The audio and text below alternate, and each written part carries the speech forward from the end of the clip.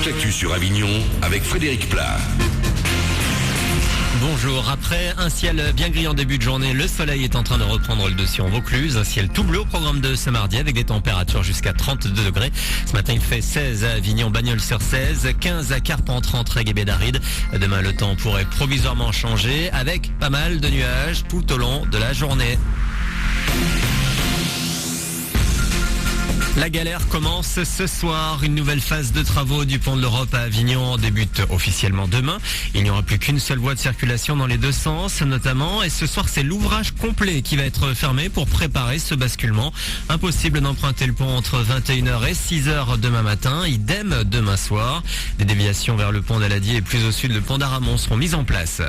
Dans l'actu également, je vous parlais hier d'un procès au tribunal correctionnel d'Avignon. Un automobiliste jugé pour homicides et blessures involontaires. 3 des passagers de sa voiture avaient perdu la vie dans un accident en décembre dernier. Et hier, 1 an de prison ferme a été requis contre ce conducteur. Je vous rappelle qu'ils étaient 5 à bord de la voiture, tous lycéens à Orange, âgés de 17-18 ans.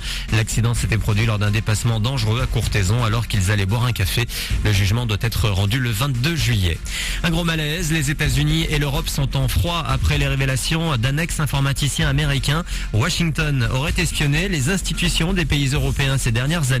Des micros, des écoutes qui passent mal. Barack Obama a promis hier de faire une enquête et de donner toutes les informations aux chefs d'État concernés, dont François Hollande. Des paysages de rêve. Le peloton du Tour de France a quitté la Corse hier pour rejoindre la Côte d'Azur. Le programme du jour, 25 km autour de Nice, le long de la Méditerranée. Un contre-la-montre par équipe. Le Belge Jan Bakelands est toujours en jaune. Puis à Wimbledon, c'est du tennis. On croise les doigts pour Marion Bartoli, la dernière chance française sur le gazon londonien. Elle affronte l'américaine Sloane Stephens cet après-midi pour une place en demi-finale. Et hier, Kenny Deschepper et Adrian Manarino ont été éliminés en 8e dans le tableau masculin. Pour terminer, un mot du Festival d'Avignon avec le programme papier du Off qui est dispo depuis hier dans les différents lieux du Off ou encore à l'Office du Tourisme. Le pavé de près de 400 pages pèse 900 grammes. 130 000 exemplaires sont édités sur la durée du festival. À l'intérieur, les plus de 1200 pièces une nouvelle fois à l'affiche cette année dès le 8 juillet. Voilà pour vos news. Bonne journée à vous.